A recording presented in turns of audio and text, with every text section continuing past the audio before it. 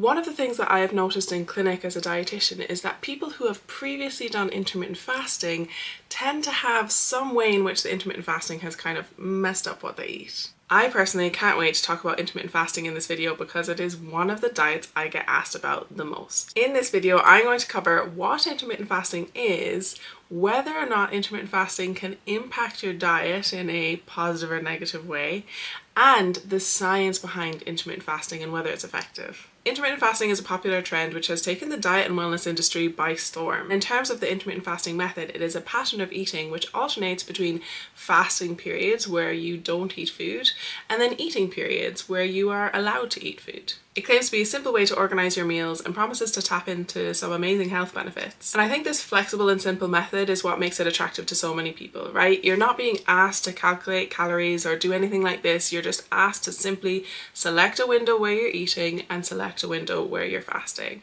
And there's really flexible ways you can do this. For example, there's the 16-8 method where you fast for 16 hours and then you have an 8-hour window in which you eat your food. And the idea here is that you can tailor your fasting and eating to your particular needs. It's all about when you eat and you don't have to really worry about what you eat. Sounds great, right? Hello, my name is Aoife McMahon, Specialist Weight Inclusive Dietitian. Please pause the screen for any disclaimers for today's video, and there's trigger warnings for diet talk and weight loss talk. Okay, let's talk about the real impact that intermittent fasting can have on your eating patterns. And please know that whenever I dive into diets, I am never holding any judgment for anyone who's done it in the past or anyone who is considering any diets like intermittent fasting.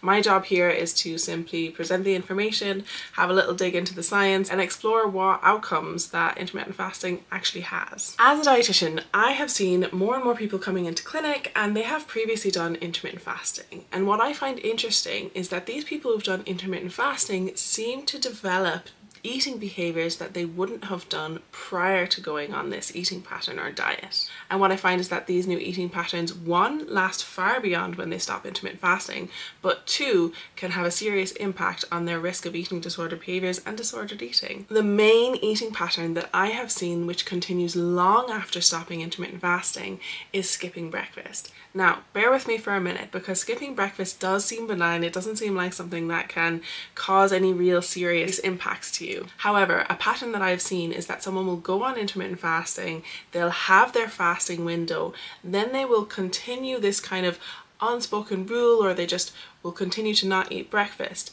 Now, this has a knock-on impact to their eating patterns over the course of the day. And I have found that these people experience an increase in binging in the evening. Dieting is a really serious risk factor when it comes to binge eating.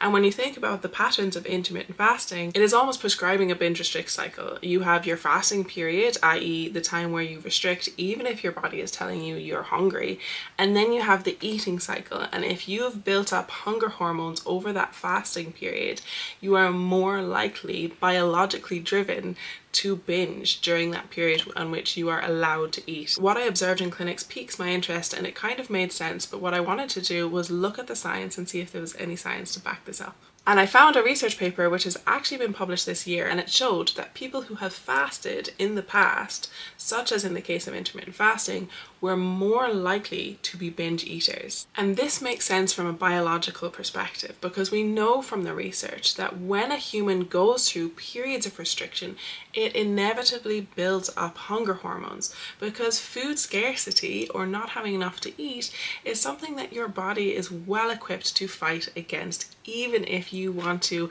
have goals such as losing weight or burning fat. So when you go through the restriction phase of your intermittent fasting and your body is sending out hunger hormones and you're ignoring them, and then all of a sudden you have this eating period, you are more likely to binge. It is setting the stage for a binge eating pattern. In terms of the ways that intermittent fasting can have an impact to your eating behaviors long term, it is less likely that you are able to follow the actual intermittent fasting diet long term, and more likely that it will cause you to enter into this binge restrict cycle. Let's move on to the health benefits that intermittent fasting claims. In this video, we will cover 3 main health claims. The first of which is that intermittent fasting taps into your circadian rhythm and optimizes glucose metabolism. The second claimed benefit of intermittent fasting is that it gives your digestive system a break, allowing it to rejuvenate and thus working more effectively, kind of like pressing a reset button on your gut health. And third and final, many fitness and weight loss enthusiasts tout intermittent fasting as a really simple way to help you achieve your body goals,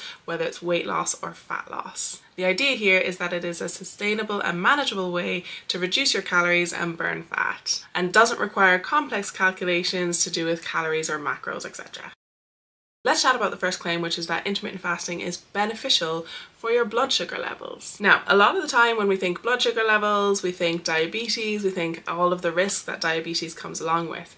When we're talking blood sugar levels and optimizing blood sugar levels through intermittent fasting, what is claimed is that intermittent fasting allows you to eat during a window in which your body is better able to deal with glucose. Whenever we're thinking blood sugar, we're also thinking insulin. So I've got two pencils here. This represents your blood sugar, this represents your insulin. So whenever you eat carbohydrates or sugary foods, it all gets broken down to sugar, and so the amount of sugar in your blood increases. What happens is insulin comes along, grabs the blood sugar, brings it out of the blood, so the blood sugar levels come down, and it brings the sugar to your brain and muscles for energy. If you want to know more about blood sugars, I've done a video on it, so feel free to check out the link here. Unless you have diagnosed insulin resistance or diabetes, you do not need to micromanage your blood sugar levels. Your body is well capable of doing that for you. When people aim to micromanage their blood sugars in times where they don't need to, when they don't have these diagnosed conditions, there's an increase in obsession around food. We see more disordered eating, we see more eating disorders, so there are risks there. To the science, there was a 2018 meta-analysis which looked at all of the research which had gone before it into whether intermittent fasting has a beneficial impact to blood sugar levels. And what this research shows is that there is no long-term evidence to show that intermittent fasting has lasting benefits to your blood sugar levels. How about weight loss? Now, this same meta-analysis looked into weight loss results of intermittent fasting. If you've watched my videos before, you will know that in order for weight loss research to be of a good standard, it needs to show results beyond 2 to 5 years. And we know this because a lot of methods produce weight loss in the short term for some people.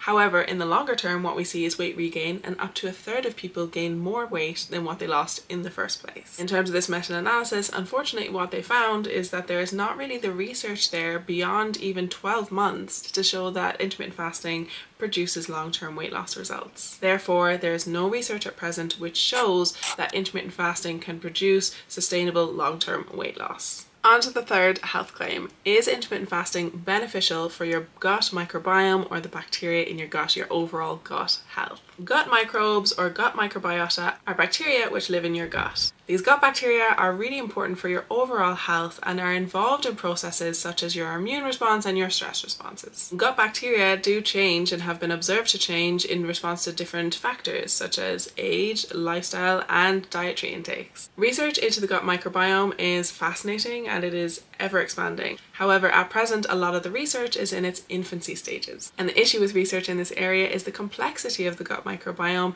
and we just don't fully understand it yet. And at present, we don't know what the most optimum or best profile of gut bacteria is. So we don't know what to aim for.